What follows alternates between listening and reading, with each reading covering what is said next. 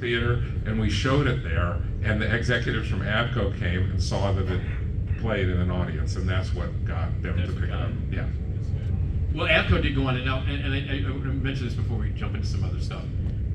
Phantasm Remastered from 2016 when it was re-released. And that, if you want, could you tell just quickly how that happened and who kind of spearheaded this? Because this is pretty badass. I mean, this is pretty cool. One of the blessings of Phantasm is that there's, much like Nick, there's a whole generation of fans and major filmmakers who were like 13 years old and saw Phantasm in the theater, and it stuck with them, okay? Yeah. And one of them was a wonderful filmmaker and producer named J.J. Abrams. And out of the blue, back when he was doing Felicity, I got a phone call from him. And he said, hey man, I'm a TV writer, but I just want to tell you, I'd like this Phantasm, and I just want to talk with you about it. And I said, oh, that's cool, that's really great. And then I said, I'm editing, God, I was editing Bubba Hotep, and I said, oh, come on, I got this trailer in my backyard, come over and I'll show it to you, maybe give me a couple ideas. So he came over and watched the rough cut of Bubba. While we're talking, I said, hey, you gotta meet Angus Scrimm or Reggie Bannister, maybe put them in one of your shows. And so I introduced, he said, oh cool, he put Angus in the TV show Alias. Yeah. And for Angus, it's like a career working in lower budget horror stuff.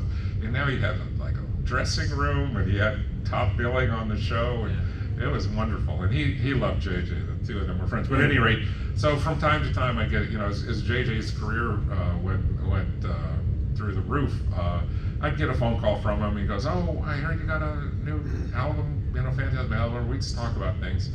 And one time I just got when I think I was doing John Dies at the End, he wrote to me, he wrote to me and he wanted to show Phantasm and wonder at his offices for his staff, because a lot of people hadn't seen it, and he wanted to know if we had some, and I said, well, we don't have, all we have is DVDs, and the old prints, and there's nothing to show.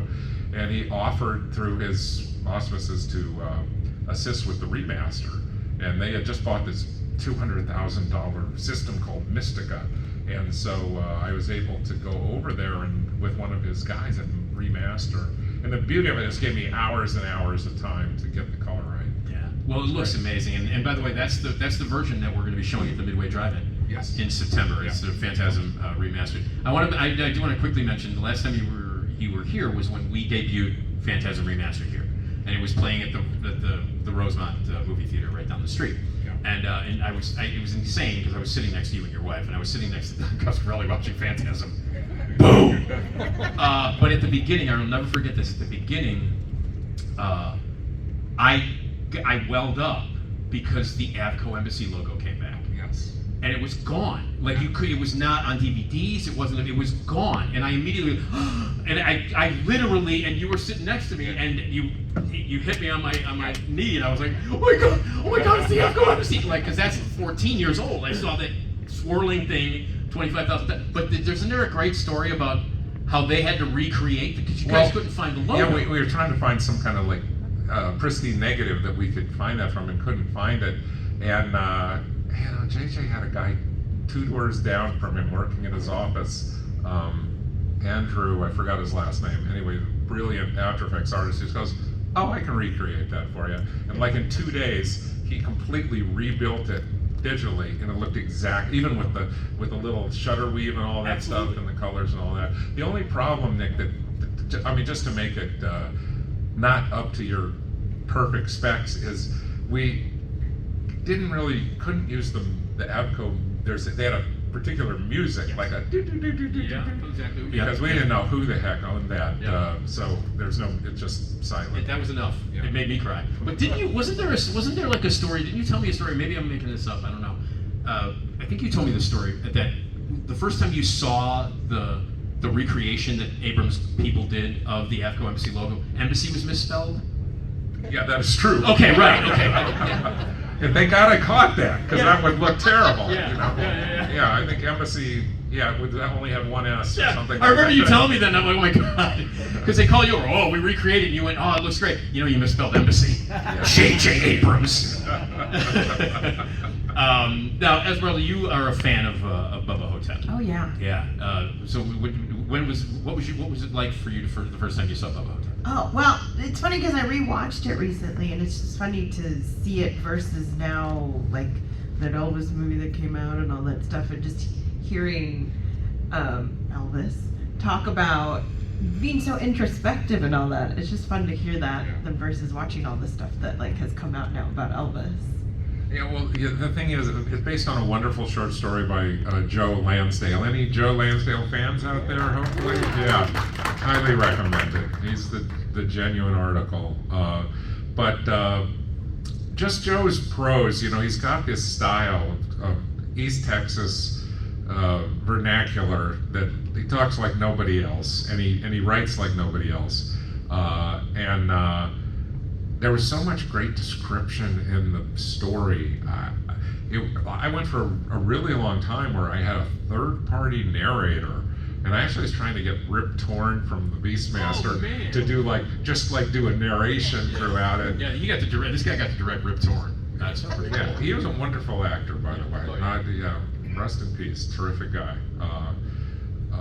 But in any case, he. I went through a number of versions where we would show different versions of the cut, and I don't know if it was Michael Baldwin or Roger Avery. A friend of mine watched the film and just at the end of the screen said, "You've got to get rid of that third-person narrator. It just doesn't work."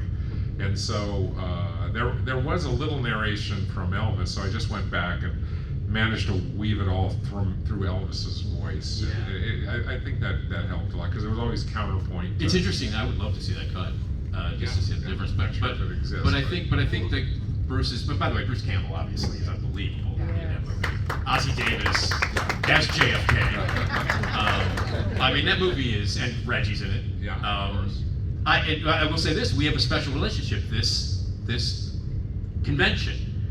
The very first Flashback weekend, we debuted Bubba Hotep. That's right, with Bruce Campbell. And Absolutely right. Yeah. So this convention, we debuted it before it got released. Yeah, not only that, I've got some old photos because Mike Kurz, the creator and Mia's wife, but I remember Mike had created an entire Bubba Hotep diorama out in the lobby with a mummy and with a kind of a rest homey feel to it. Mike is a showy guy, man. He loves the show business aspect of doing of distributing films. Yeah, I think in 2008 he gave us a whole a mausoleum rack wall behind us. The first time that you guys came for the reunion when I lost my mind. But anyway, Bubba Hotep. If you've not seen it, you definitely should. It's an amazing movie. And And I remember when it opened, they opened it here in Chicago at the Landmark Century Cinemas on Clark, and I was one of the, I think there were like 4 or 5 of us. Yeah. They had like 5 theaters showing it constantly, and Bruce was there to introduce it every single time, and we were there, and I got to like hang out with Bruce. I got drunk with him that night. At Jake's Pub on Clark, if you've ever been there. I got drunk after we were done with it. I got loaded with Bruce Campbell. Well, I want to hear those stories. I'll tell you later. I'll tell you later. But the response to that when it first came out, and since then, another great independent movie. I mean, that's why you wrote a book called True Indie. Wonderful. But as Bruce used to always say that Bubba Hotep wasn't released; it escaped. And it's true because again, took their movie around, finished movie. We screened it in Toronto. I mean, it was a beautiful screening, like 1,000 people loving it, and Bruce was there and entertaining the audience beforehand. You could see that the movie had some value.